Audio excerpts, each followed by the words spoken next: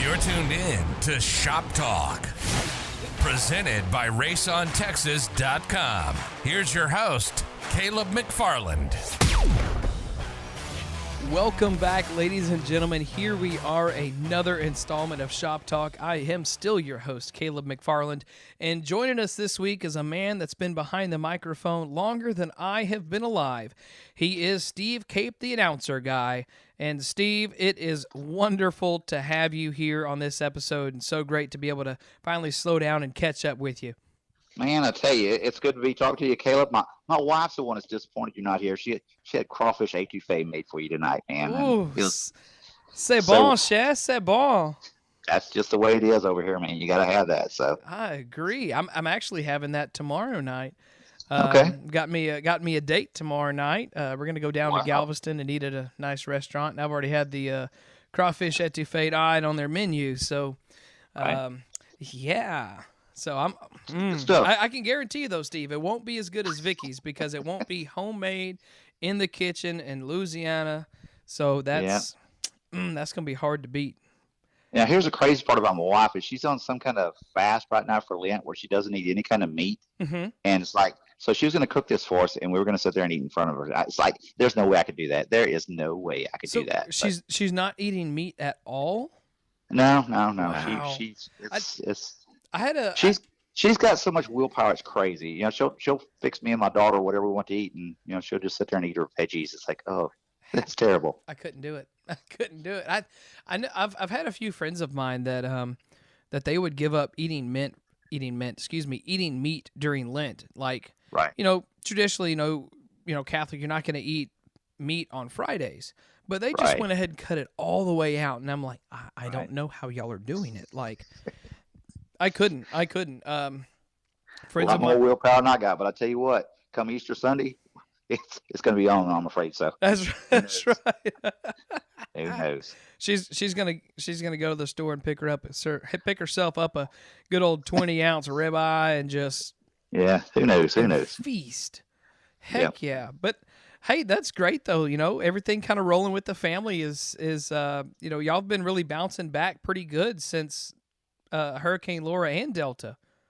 Man, we had we have Laura come to town, and then 6 weeks later we have Delta come to town, and there's a lot of people, they don't realize how bad Lake Charles is tore up. Now, my house, I'm fine. Yeah, I'm not complaining about my house. In fact, my house, I was able to almost move back into it immediately.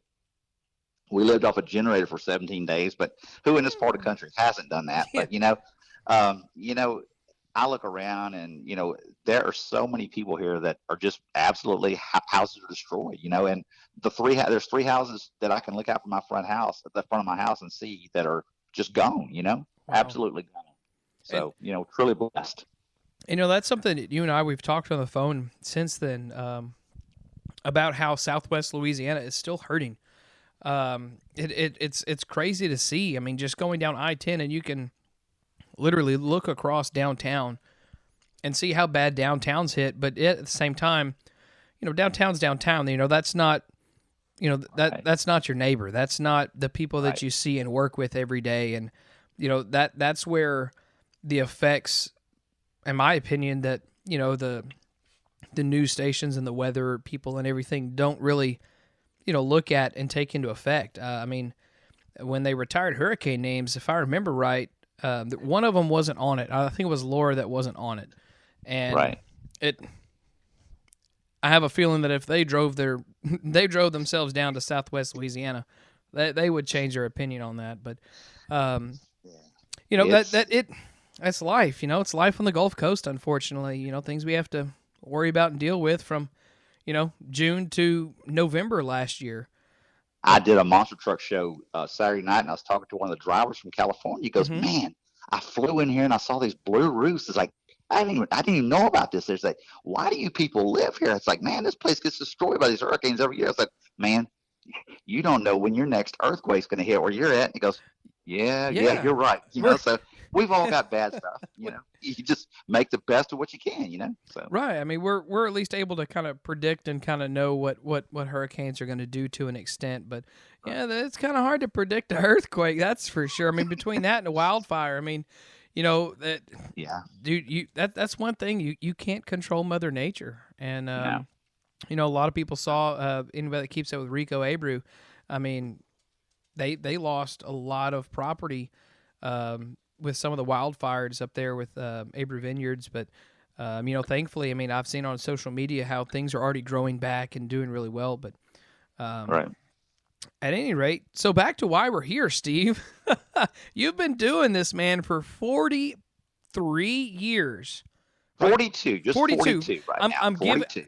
You're making me older, man. Well, hang on. So, do you have 42 complete, or is this year number 42? This is 42 right Okay, here. this so. is 42. I can't math. That's why I got a degree in communications. I can't math. Right. Right. But, you know, you've been in the ball game for a good while. You've seen this sport change several times as far as, you know, the way that rules go, the different classes that are big that build up and then they die off, and then another one builds up. And so you've seen a lot of things over your 40 years in the industry. But, you know, the key question that, you know, I'm pretty curious to know. I mean, I know a little bit on, you know, about, you know, how you got involved, but, you know, what made you get into dirt track racing? Like, how'd you, you know, get into it in general before it became a thing of, I'm going to start announcing?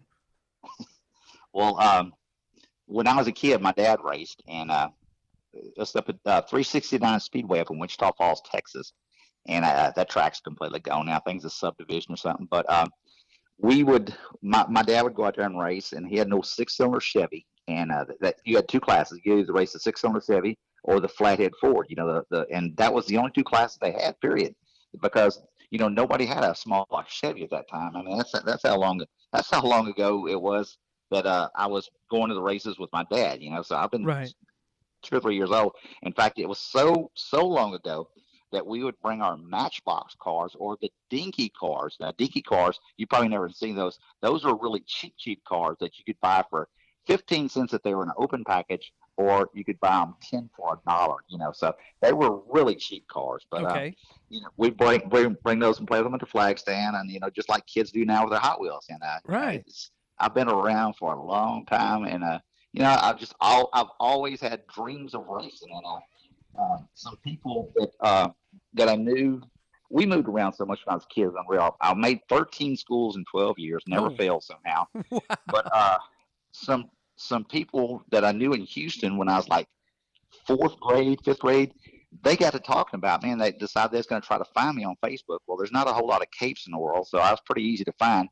And they couldn't believe, it's like, you know, it's like, wow, you know, it's not all, you know, we're not at all surprised if you have anything to do with racing, because that's all I did when I was a kid. It's like, Yeah. I don't remember that. And apparently I did, you know, because that's all I've ever dreamed of doing was being around a race car. So. And, you know, you kind of got that opportunity to race a little bit, if I remember right, from a story that you told me with Howard Willis, you know, pitted next to y'all. Yeah.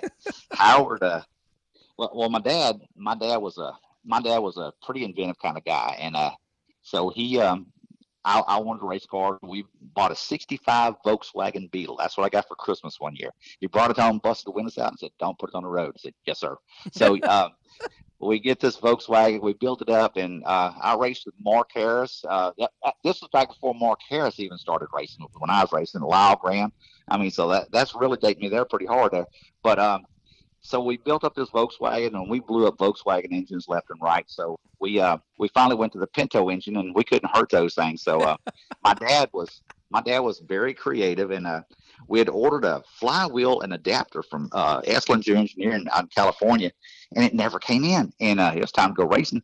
So my dad went out to the shop, and he built the adapter plate, and he also built the flywheel. Now, Wow. keep in mind, my dad didn't have a lathe or anything, but you know, he had a drill press, and he had a vise, and he had a bunch of oil field experience, and he built what we needed to be built, and actually made it work pretty good. So we started racing this thing, and we were at Beaumont one night, and my dad had gotten pretty good friends with some Howard Willis's crew, Uh-huh. and they gave my dad some kind of juice to put into the fuel, and they told him, just put 10% in there. And my dad said, "Oh, yeah. I went out there for that heat race, and that car just came alive. I don't know what happened to it. It's like, that's the fastest a car to ever run." Well, I didn't know nothing about the magic juice that, you know, the group had given us. Yeah. So, man, I mean, I had a smile on my face ear to ear. I've never run that fast at Beaumont. And so I went out there for the feature, and the car it's just running like crazy. It's like, man, it's like, this is my car. And about this time, it just falls in the face. It just, I said, oh man, what happened? Well, I parked in the infield, and we got home the next day, and I pulled the head off of it, and the two end pistons, they were fine, but the two pistons in the middle had completely melted and fallen down in on themselves. Wow. So I was telling Howard Willis this story about 5 years ago, and that was probably 25 years ago before that it happened. And he goes, well, Steve, and Howard Willis's voice goes, Steve, we didn't always, run the most legal back then, so there's no telling what that was. It's like, oh, good God, Can you imagine having nitromethane in a Pinto or whatever? Yeah, I don't know what it was, but, it definitely brought that little car alive. So, oh man, well, you know what they say, if you're not cheating, you're not trying. And hey, promise, I didn't even know I was cheating. I was just going fast. Hey, I didn't have a clue. I don't know what my crew chief did. He just said, all right, go. My dad was a character, though. His doctor told him to smoke filtered cigarettes. So because he had lung problems, and so he'd buy filtered cigarettes and he'd break the filter off and he'd smoke his Camels or Marlboro, whatever they were. Just the heaviest, most nicotine stuff you could get. Oh yeah. So the third weekend of racing over there at Beaumont, I went running off in the corner of my little Volkswagen at the time, and we just had some like H70, 815, some little skinny tires in the back of this car. And I don't think we had an inner tube in the rear tire. Well, I threw it off in there crossways, and of course that tire rolled in off the wheel, right, and that Volkswagen commenced to rolling sideways. It probably went over 6 or 7 times, So that's what's wrong with you. Wheels. And we still had the original Volkswagen seat in it. Okay. So how springy and spongy a Volkswagen seat is. I probably was still bouncing up and down inside that car when my dad comes walking across the field with this cigarette hanging out of his mouth. He looks in there and goes, son, you ready to quit? I said, no, sir. He goes, well, get out. Let's get this car in the infield and we'll see what we can do then. I said, yes, sir. We brought it home, stomped the dents out, and we went back racing the next week. So we weren't a real successful team. In the 5 years that I raced, I had 5 trophies that I won from feature races.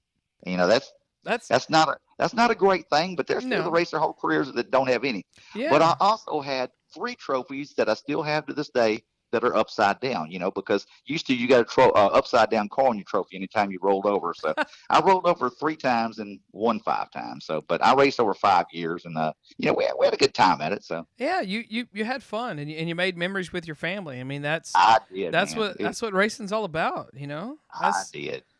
Yeah, it was all good, and then about 85, my dad got cancer finally, and he passed away. And man, racing just wasn't the same, Just when you're going to the races every week with your mom and dad, that's what you do. That's all. That was my total life. It really was. That's all I did was race. I didn't do anything in school or anything. All I want to do is just race. Like I said a while ago, we moved around so much. I just gave up on people. I said, heck, I don't need friends. Just give me a race car. Yeah, just give me a race car to go hang out with and enjoy my time. Right. So, but anyway, about a year before my dad had passed away, I met a guy named Johnny Heifer, and Johnny, we met at a demolition derby at Burton Coliseum, and we were down to the last 2 cars, and his car is a ball of fire. His transmission line had come off, and it's just the 2 of us, and he comes across the Coliseum all the way, and my car was dead. He comes all the way across and just nails me. And, there's a ball of fire coming at you, and, we become best of friends because of that. And, so Johnny's a big influence in my life. He got me to church. He got me to hang around people. Johnny's the kind of person, he gets you to church, he gets you hooked up with somebody at church, and then he's going to move on and find somebody else that needs to go to church. He's a neat guy. He's one of the coolest people I've ever met. He was my best man at my wedding. Just a super great guy. There's not a lot of people like that. I'd step on a limb to say, as far as somebody that reach out, help you, befriend you, and see where you're at in your life and try to get you on the right track, spiritual and morally. That's hard to find these days. If you've ever heard turn or burn, I think that might have been where it came from, because Johnny wasn't turning. He was coming straight at me, and he was burning. It's like, I'm going to win this demolition derby. I'll work on your salvation later. That's So, you know, and it was probably for $200 to win. So, That's you know, but, you know, people say they'd turn their mom coming out of 4 to win 500. You know, he's doing that for 2. So, oh boy. right. Yeah. He's a trip, man. So he got me. Here's the crazy part. And, you know, people, they don't believe me when I say this. Because of moving around so much, I got to the point where I didn't talk to anybody. I did not talk. I was in my own world. You know, I didn't talk to any. I wasn't mean or nothing. I just didn't care to make friends. I really didn't, because I moved off and left them. And so, like I said, I couldn't say 2 words to anybody. And people don't believe me. Oh, you're lying. I'm serious. The first time I ever sat downstairs at church with all the rest, with Johnny, I was sitting upstairs in the music booth. Well, he wasn't there one day, so I had to sit downstairs with the other people, you know, the congregation. Correct. I turned green, was about to pass out and die because I'm scared to death of people, you know. So, but finally, I was able to get over that, and then I wound up being the youth leader at our church because I had the keys to church van, and you know, so that makes you the youth leader for a while. Right. And I volunteered doing that I've been a volunteer youth leader for probably 35 years, I guess. Wow. Youth worker, you know, and Right. my one of the kids in my youth group came up, Richard Riles. He came up through there, and it's like, well, we can either step aside and let him take over, or he's gonna have to, you know, move on and find someplace else. So we decided we'd step aside and let him take over, and now he's the preacher. So it's probably a good thing we stepped aside. Absolutely. I wasn't going to become a preacher. I can tell you that, you know. So I can do announcements, but I ain't no preacher. So. Yeah, and now I always would enjoy the summertime youth group trips that y'all would take to church camp and just other little places like that. Now, what was the phrase? No shoe summer, or what was the hashtag you'd always do? No socks. I said a no socks tour, and no socks tour. That's right. That's right. Yeah. You have to understand, I hate to drive. I hate to drive, and people hate for me to drive because I get too excited looking at things in people's backyard, and I sometimes forget about, I'm supposed to be driving a vehicle. So my wife has decided that it's just better for her to drive anywhere. She has her own logo on the car. I designed it for her. It's her hands on the dashboard, and it says Victim. That's what I call her, VICTUM, and it says Victim, the official transporter of the announcer guy. And then on the passenger side of the steering wheel that she's got her hands on, that's exactly where it says it has my feet on the dashboard. So you know, I'm able to do my Facebook, play Words with Friends, do whatever I'm doing, you know. And I'm good and rested by the time I get to the racetrack. So, and it's the same on the way home, you know. So, I'll be honest with you. I could not do this. There's no way I could do this without my wife. And the only reason I can say that is because she's not sitting here right now. There's no way I could do that, because that would maybe look like a giant pansy or something. But honestly, I mean, there's no way I could be able to do this. Yeah. So how did Vicky get the nickname Victim? I've always wondered that. I mean, as long as I've known you and been on Facebook with you, and anytime you make a post, at first I was trying to figure out who in the hell is this Victim that he's talking about. Like, and then finally, over time, I kind of connected the dots, and I'm like, all right, why does he call his wife Victim? I mean, is it just by chance of just like your antics, and she's the victim of just what ends up happening out of what you come up with? You pretty much just answered the question. What was funny about it is, I love it. She had this little black Saturn, and I've got a plasma cutter here in my shop where I can cut signs and stuff. So I made her a real nice license plate for the front of her car, and I'm sitting there looking at it right now. It says Victim, and it's, you know, cut through there. And she was at the grocery store, and she didn't know I'd put it on the front of her car. Ooh. And this lady comes walking out across, and she sees my wife walking to the car, and she says, "I'm so sorry. What are you a victim of?" And she goes, "What are you talking about?" I'm a victim of my husband. She pointed to the license plate, and it's the first time my wife had seen the license plate. So, I mean, it was great. You know, she didn't even know she'd been driving around for 2 weeks with this license plate that says Victim on there. You know, before we got married, I had found a sticker that said "Caution: Driver releases deadly gases," and I thought it'd be kind of neat to put it on the back of her car. You know, and this was before we got married. You know, so. She knew what she was getting into to begin with. It's her own fault. So you've been announcing for 42 years, and y'all have been married for how many? Oh man, Don't get me in trouble. I think it's 27. Okay, so you were already announcing when y'all had met, right? No. I was racing. At the time. Actually, what happened is the way the announcing came. After my dad had passed away, I raced go-karts for a while, just a little while, and it wasn't that much fun. And back then, go-karts weren't like go-karts are now. I mean, you didn't know what you were going to show up racing against when you had a go-kart.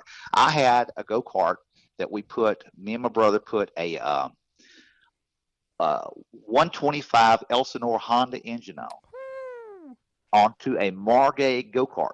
We built a shifter cart 10 years before they had shifter carts. We put a cage on it. I mean, this thing was bad. It was crazy nuts. And my brother, you just never know what he could come up with. He's about like my dad. He's just like my dad, except for my dad's hair never touches ears. My brother, I'm not sure if he has ears. He's had long hair and a beard as long as I can remember. But his hair about looks like mine then right now, huh? Y'all are close. You just need to get that big beard going on there, man. So I raced the go-karts and stuff, and the reason why I quit doing that is we was at Topsy one night, and the guy named Leon Cherry shows up, and he had Mike Eves driving this go-kart. It was a go-kart that was the size of a Wing 600. Oh, and wow. We're racing on an eighth of a mile track together, and I look by as he goes blitzing by me, and his butt was over the height of my head. It's like, this is too low for me to be out here. So, well, I decided it's time for me to find another sport to race in. So we moved on to that, and Jason Crane and I, we built up a factory stock, and it was a Pontiac Grand Prix. I gave $150 for the car with the motor running.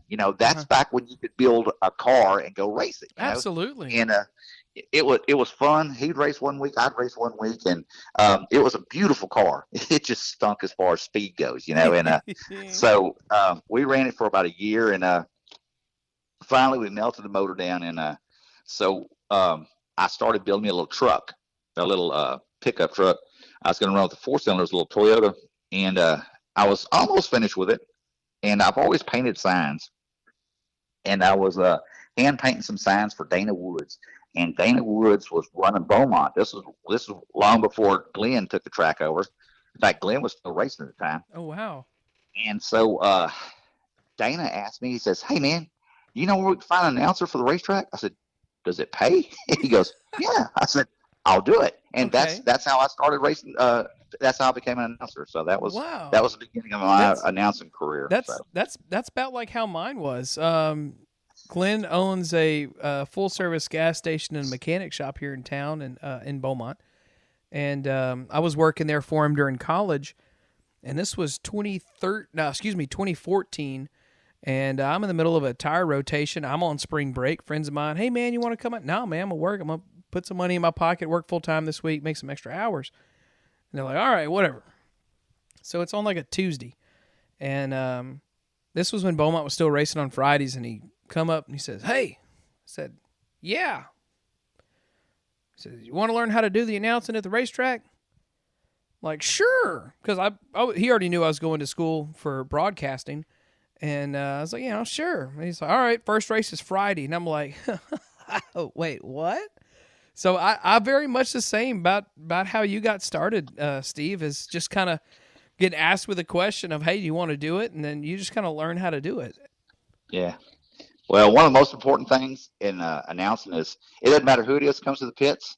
Everybody's just as important as the next guy. I don't care if you got a late model or a stinger. I'm going to go talk to everybody. That's why I have my golf cart, is to where I can get around the pits and make sure that I talk to everybody. And there's times where I don't, but I try. I do my best to get to every car out there. Because there's not a guy out there's not important. Because they're all putting the show on. So. And for anyone listening to this that races out in Steve's area, or has met Steve, I mean, even people with the Lone Star 600, Steve is not exaggerating when he says this. I was going to fill in for him one weekend last year in the fall towards the end of the season, and he said, "I'm going to send you over the names that I have, and some information on them." I'm like, "All right, cool." I'm just thinking name, number, where they're from, a couple of talking points. No.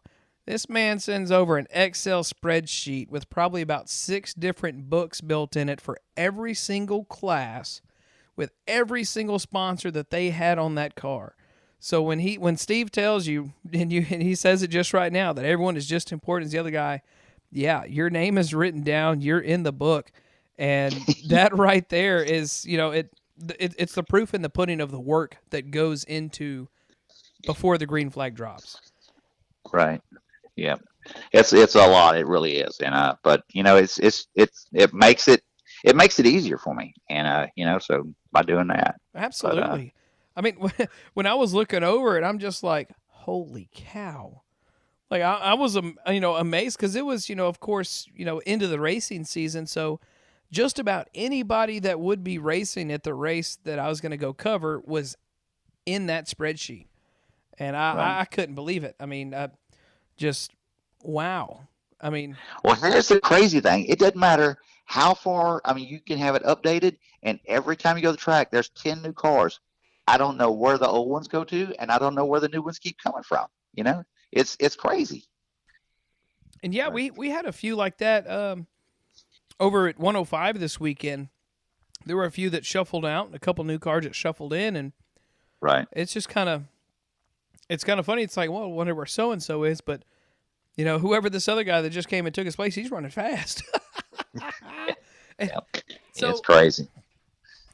So that's how you got started doing it. And, how long did it take you to kind of get in a rhythm as far as, being and doing and being Steve Cape, the announcer guy, and not just, hey, that's Steve Cape up there. Like how long did it take you to kind of like get your rhythm and be known for being you?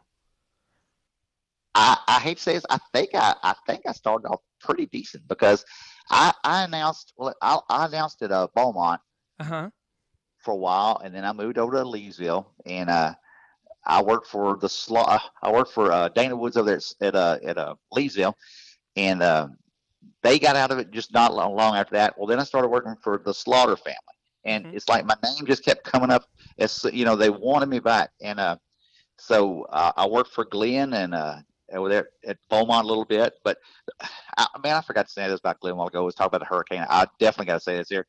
Glenn, I just want to say this. Thanks to Glenn, during the hurricane, my house had trees all over the place.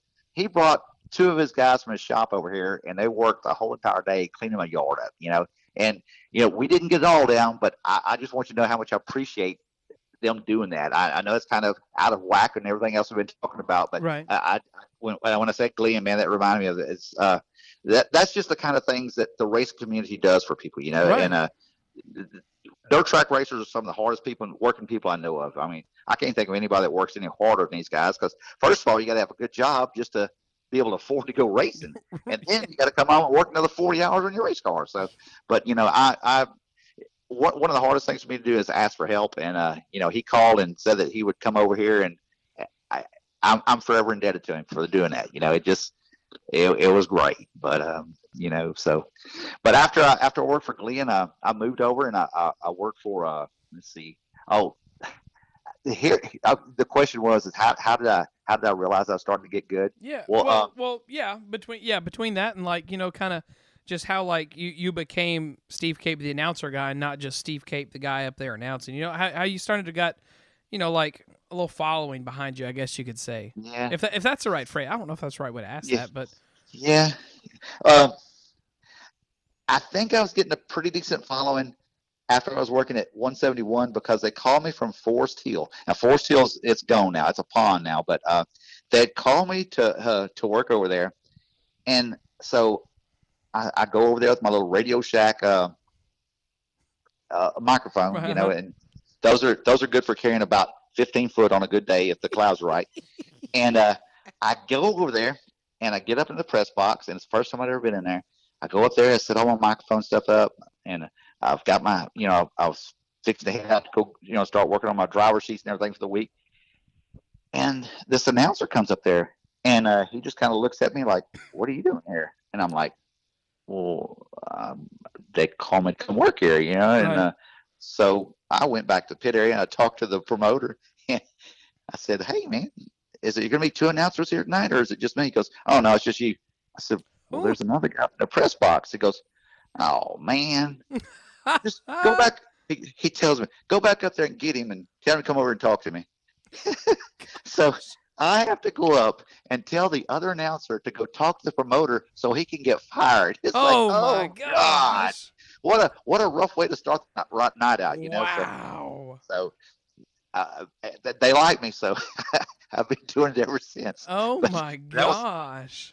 That's probably one of the craziest things I've ever been a part of. And it's like, oh. Like, thankfully, I can't say that I've ever had to deal with that. Like, that's, I would feel so bad. Like, I did. I don't remember the guy. I don't remember what he looked like. I just know he was mad. And, you know, I don't know. I don't even know who he is, you know? Yeah. I've had it where it was a complete opposite. The first Texas Grand I announced was at Royal Purple Raceway. Pour one out for the boys. Wish it was still here. You know, and so I'm up there, and it's my first. So that was in 2014. It was my first year I started announcing, and you know, David Sallwester called, and he said, "You're the announcer over there for the races on the weeks?" I said, "Yes, sir." He says, "All right, well, you know, I got this race coming up. This is the date. Yada yada yada." So that's how I started doing the Texas Grand, and so I'm up there, and this is, you know, 100-something cars. It's a whole new big ordeal. I don't know anything about what I'm doing. This is a 2-day show. I'm just thrown to the wolves. And in walks this other guy named Mr. Chris Teeter.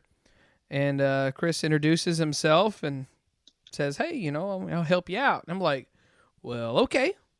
And so then that was the first time that I got to co-announce and work with somebody, and it's fun. And I know that you and I, Steve, we always talk about, you know, getting to do it at some point, and hopefully this year we'll get our chance to do that. But you know, it was a different feeling because, you know, you get told you're the person talking, and then here comes in someone else to announce, and you're like, "Wait, we're doing this together?" Oh, okay. And you know, it completely different outcome because, I mean, Chris and I were really good friends, and now every year at the Texas Grand, he always comes up and we'll announce a race and kind of rewind back a few years. And Keith Boone, you know, everybody knows him as Rooster. It was the same way for him. You know, he came up there and because he would normally announce the 305 sprints. Well, I'm brand new into racing. I don't know all these guys, you know, and he just knows them off the top of his head.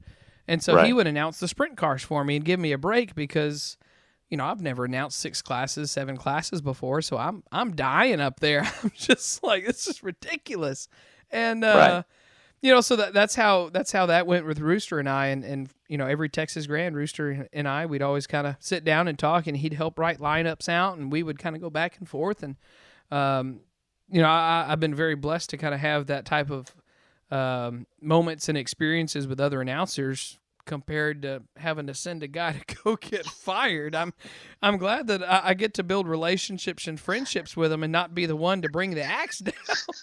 I'm glad that's over with. I mean, and that was 20 plus years ago, you know, so it's like, I tell you, me and my wife, we have some good conversations on the way home of like, oh God, can you believe that happened tonight? But hey, you know, and that, man, that's something that you know, that I want to applaud and kind of commend you on is, you know, it is a lot of kind of stepping on, you know, on a limb, you know, from a lot of things that I see, read, and hear. You know, a lot of guys in the racing community kind of find it difficult sometimes to find a girlfriend or maybe even their wife having an issue with them going out and racing and everything like that. But man, I got to come back to it. You hit the gold mine with Vicky. I mean, she drives you to the track, hangs out with you at the track, you know, drives you home, doesn't mind being there and enjoys being there. And I mean, what would you, we'll change you from Steve to Vicky here for a second. You know, what would you say would be like one of the reasons that she enjoys it? You know, like, is it just kind of getting to spend time with you, or does she find racing, you know, enjoyable enough to kind of go through that every weekend with you? I know, put you on the spot question right there. Know. Yeah, it's good. I mean, we're able to last year we were spending too much time together. We were spending 12 hours a weekend just driving well, to and yeah, from races. because you were Friday and Saturday last year. Yeah. Yeah, and you have to realize I live in Lake Charles or Moss Bluff, live in North Lake Charles, and it doesn't matter where I go to. It's 60 miles plus to the track. We worked at Maney, which is over 100 miles from my house, and I love racing, but it gets to the point where, every Friday, every Saturday, you got to be there. You can't skip a week, because if you skip a week, who's going to fill your job? Right, you got to be there. And I told him this year, I wasn't going to do but, one night a week. And Leesville came open, and that's the closest track to my house. And so, and I work with Derek Perkins. I work with Jackie over there at Thunder Valley. And man, that was the toughest thing to call Derek and tell Derek, hey man, I'm going to another track. I mean, I felt bad. I do. I wish I would have that number of that guy that got fired. Maybe he could have filled in for me over there or something. I don't know. But, it's tough. Because I don't like to leave anybody hanging. And the day I decided I was going to go to Leesville, I called Derek immediately. Yeah. And it's tough, because I don't want to leave nobody hanging. And that's kind of, I'd say one of the toughest things about, being an announcer is, there's not many people that are lining up to go do it, and it's tough, in instances like this for tracks to, kind of replace a guy that's been their go-to for so many years and things like that. But,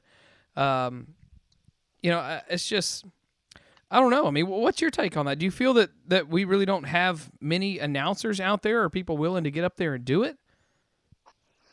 I think there's probably a lot of people that would be willing to do it. I think they're just more afraid to do it. I kind of wish, like you were talking a while ago about the tag team, and man, it's so much fun doing that, because there's times where you can watch one corner and see something, and I can watch the same corner and see something totally different, and that just allows you 30 seconds to breathe, especially with RaceOnTexas. With RaceOnTexas, you need to keep talking all the time. You're but not you kidding. don't want to just be monotonous, So if you had that tag team guy that you could bounce off of, that's what I love about doing the Lone Star 600. Just I'll take a lap, and they're 5 wide, come off of turn 4. Well, they're 5 wide here, there, and there. But there's so much stuff to be talked about. You're whipped by trying to talk over 300 laps of absolute carnage. It's great. I can imagine. There's times in just a 20 lap race in limiteds where, you've got a battle for the race lead the whole entire race, but then yet you got to talk about what's going on towards, the top 10, top 5, or further back that's battling for position, because, just like when you're talking about, getting information on the drivers, everyone's just important as the other guy. And so right. you still got to talk about them and get them their time on the air and things like that, because you could have somebody battling for the 5th place spot, and it's the first time that they've been in the top 5. And so right. it matters. And those are the tough nights where you don't have enough, I'd say enough time and enough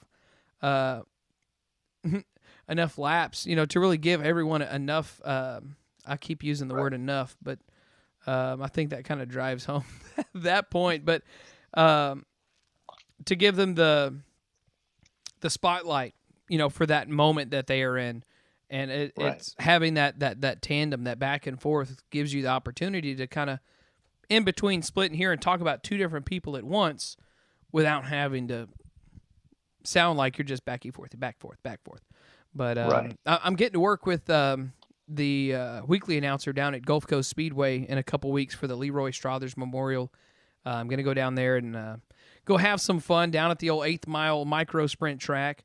And their local. Their weekly announcer is going to tag team it with me, so it'll be fun getting to kind of get back in the booth with someone and get to have that fun back and forth and feed off the other person's energy. Because, as you know, with doing the Lone Star 600 for several years now, when you have that other person, not necessarily you're getting a break, but you're able to take off of their energy, and just keep rolling and rolling and rolling. And I'd say that's kind of one of the hardest parts sometimes as announcing, is kind of always bringing that energy lap after lap when it's just, this, I don't know how to explain it. it's different. Yeah. It is. But it's one of the things that I truly love. I tell people all the time, being an announcer, I don't play golf. Announcing racing is my golf. Uh-huh. I have a good time. I get paid to do it. I can't. There's no way I could complain about it. Right. One of the coolest things about Race on Texas and Austin Wilkins up there at Manny does a great job. But I knew that I need to keep the microphone full. Well, Right. At most dirt tracks, you can talk into the microphone, and they can barely hear you under just normal circumstances. So you're literally screaming, just trying to talk during the race. Which Absolutely. Sometimes people think it's dumb that you even do that. I don't care. I'm going to have a good time. I'm going to announce whatever's going on. Right. And but I've also started announcing football on Friday nights now, and that's the announcing that I was really not good at. The way I got started announcing football is I went to a JV game one night for some kids in my youth group, and there was nobody announcing. So I said, "Man, nobody announced these." He says, "No, nobody wants to do it." I said, "Shoot, I'll do it." I don't know anything about football, nothing. So me and Victim, we started announcing. She's my spotter, so she's got binoculars, and she's up there in the tower, and right there. So one of our first home games, when I first started announcing varsity, because I used to tell everybody I was a red-shirted JV announcer because I wasn't any good. Yeah. Okay. Well, the real announcer, he got just super busy. He couldn't do it anymore. He decided he was going to quit, and so they asked me if I'd do it. I said, "Sure." So we go to our first game. Well, we're up there in the tower, and the Sam Houston Broncos, they've got brand new jerseys. They're black jerseys with purple numbers. Oh, wow. Can you imagine how hard that is to see? Yeah, nope. I'm colorblind. I'm out. I'm done. I'm done. First play, my wife goes, "It's either number 17 or 31. It's like, 17 or 31? You can't guess any better than that. I'm ready to fire right there on the spot. But the thing about football is it's quiet. Yes. And they hear everything you say. And there's been some times where I've kind of crossed the racing over to football, like Kyle Bartley. He was our quarterback here for the Broncos, just a super great athlete, and he busts loose, and I said, "Kyle Bartley, car number 12, he's going to the end zone." And then I realized I just call this kid car 12. Well, to this day, if this kid sees me at Walmart, he goes, "Hey, Mr. Steve, it's me, car 12." So I'm sorry, but it happens, So I was excited. So were you doing the like the PA announcing, number 32 on the tackle, or were you doing like the live, Oh no, I don't. I'm not smart enough to do the play-by-play. Okay, I do okay. Yeah. Now sometimes when we get excited, like car 12 busting loose, Right. I'll get over it. But I'm not smart enough to do play-by-play. I mean, they start. Oh yeah, they're in a shotgun. I was like, "They're in a shotgun. What the heck's a shotgun? We don't allow. We're in a school zone. You can't have a shotgun out there." I don't know this stuff, and I'm not going to pretend like I do. So outside of working with and doing the football, you're involved in the community in a lot of other ways through your church, and one of the big things that you brought for them fundraising wise is helping with Operation Christmas Child is the Cruise in the Bluff. Right.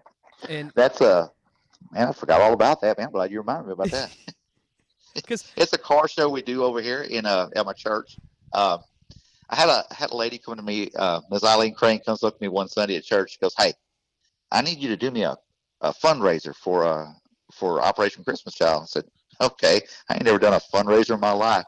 So the next day, or it must have been Wednesday or so, she'd asked me because we were on the way to the races, and Vic goes, "Hey, why don't you do a car show?" She said, "A lot of people with cars." I said, "Yeah, I guess we could do that." So I get to church next morning, and Miss Crane comes up to me and she goes, "Hey, I've been praying about it.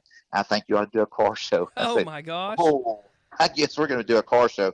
And they say that if you have a second car show, you must have done good on the first one. Well, we're fixing to do our fourth one, so Wow. it's really come out good. That's awesome. We've raised probably over $10,000 for Operation Christmas Child since we've been doing that. So it's been going pretty good. That is, wow. That's cool. I mean, anytime when you try something new for an event and you can do it well enough that you say, well, let's give it a second go, and the second go turns out better than the first one, you're doing something right. You're improving, time and time again. And one of my favorite things, kind of tell everybody else about it too, is one of the favorite things that they do at this car show. They did it a little differently this year because of the hurricane. They did a generator, but normally they'll take a car, they'll drain the engine oil out and the coolant out of it, and they'll run it till it blows. Right. We sell tickets for $5, and there's nothing like having 300 people and sitting there in front of your church cheering for a car to blow up, And this past year with the generator, it was just great because, everybody was sick and tired of generators. And of course, you've always got do-right people that, it's like, oh, I can't believe y'all should have donated that car to somebody. It's like, it's a car that won't run. Here, let me donate my problems to you. Right. You're already down in your luck now that you need a car. You don't need a car that won't run. Right. So, absolutely. We also do a Hot Wheels race. Our car show, it starts at 8 o'clock, and at noon, we start activities that are finishing it up. So we do a Hot Wheels shootout. It's kind of like a Pink's All Out. You buy your Hot Wheels. They're 2 for $5. You have to buy the Hot Wheels from us, and we put them in a grid, and we race them 5 at a time until we get down to the last 2 Hot Wheels. The last 2 Hot Wheels go 2 out of 3, and all the other Hot Wheels have been going to this big bucket. And so somebody's going home with 120 Hot Wheels. That's your prize. And if you were a kid and you had 120 Hot Wheels, you're a millionaire now. Oh my gosh! Yeah, you're set. Dustin Hillman's little boy won it, and it was so funny. I mean, he was almost standing there just praying, God, let me win these Hot Wheels. It was great. It was great. So. And those are the fun things, the memories, that we see and that we talk about in the racing community, to be able to see and happen in your own community. Like, it's the joy that it brings in those moments. It's kind of hard to put words to, I guess you could say. It's just. Well, we're fixing to have our church picnic here on the 11th of April. And several years ago, we were having a picnic, and we were trying to come up with let's try to have a different activity. So we had lawnmower races. Now, I'm not talking racing lawnmowers. I'm talking bring your snapper, bring whatever you got. And we raced lawnmowers at this park at Sitco Park.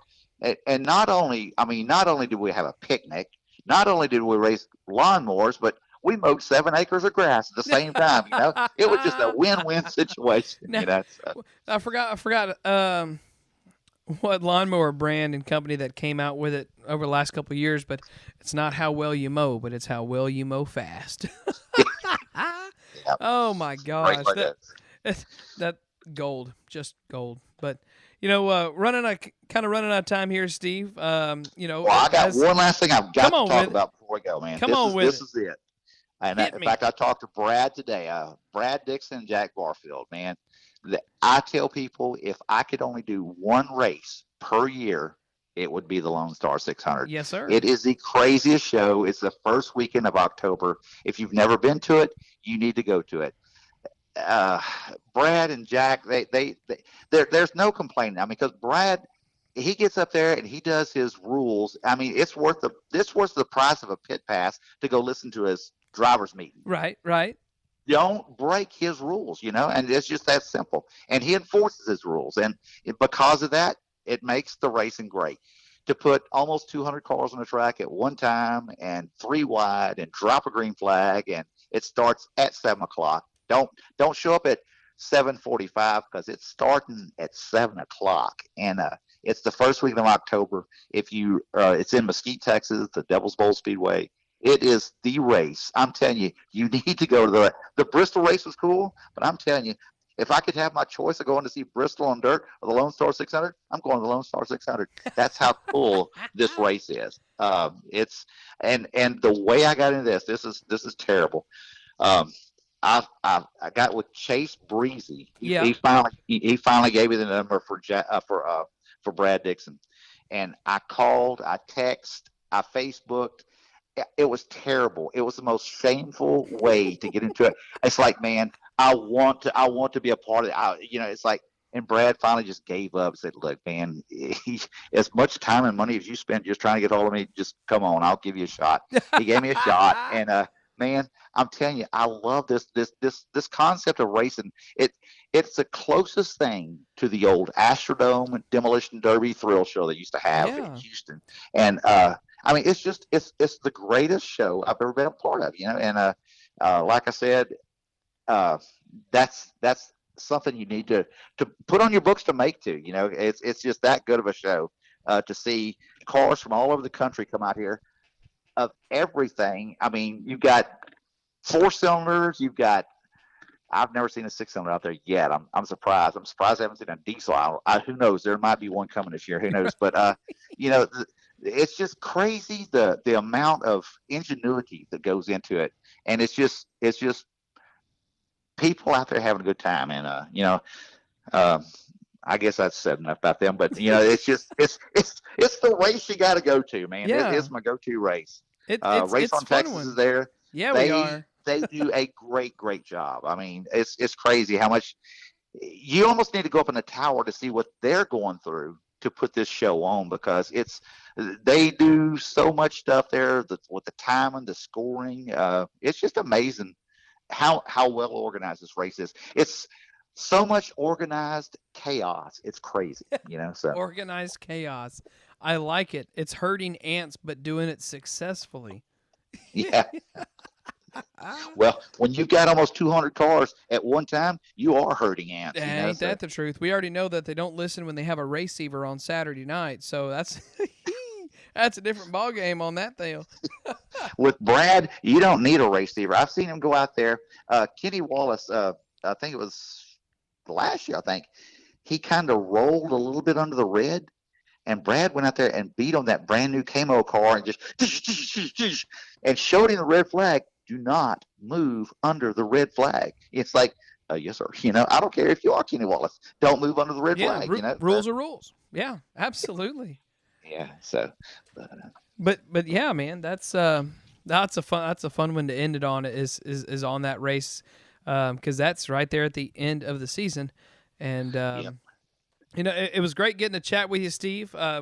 We chat a lot here and there, on the phone, but we never really kind of get into this kind of fun stuff. And I know that everybody else, that knows Steve Cape doesn't know Steve Cape, especially, everybody there in the local tracks and kind of how he got involved in this. So, hopefully we got to put a little light on that, let them to see a little bit behind the story of, who you are and how you got here. Man, I appreciate it. I'm telling you, I've never talked this long about myself in my life. I always talk about everybody else, So. See, that's the fun thing is I get to be the one to still keep asking questions and not have the questions coming back to me. Yeah. Hey, you stumped me a few times, too, on a few of those questions. Thank you. What do I do here? What do I say here that won't get me in trouble, So. Well, we'll make sure that Vicky doesn't have the link just in case, that way. Well, she has told me several times, you better watch your mouth or you're going to get yourself beat up. So, what did I say? That's the times like, oh, maybe I shouldn't have said that. So anyway. Right. But yeah, again, Steve, we thank you for coming on here to be a part of Shop Talk, and looking forward to getting to hopefully work with you at some point this season, and we'll finally get to maybe cross that one off of both of our lists, but only time will tell, but time does tell us that it's time to get things done here. So, as always, be sure to shoot us a message on Shop Talk at Facebook page or email me at caleb@raceontexas.com. If you got any questions, comments, concerns, we'd love to hear them. See how we can improve the show, or maybe even see about if we can have your favorite driver coming up on an upcoming episode. But as always, I'm Caleb McFarland. Thank you, and good night.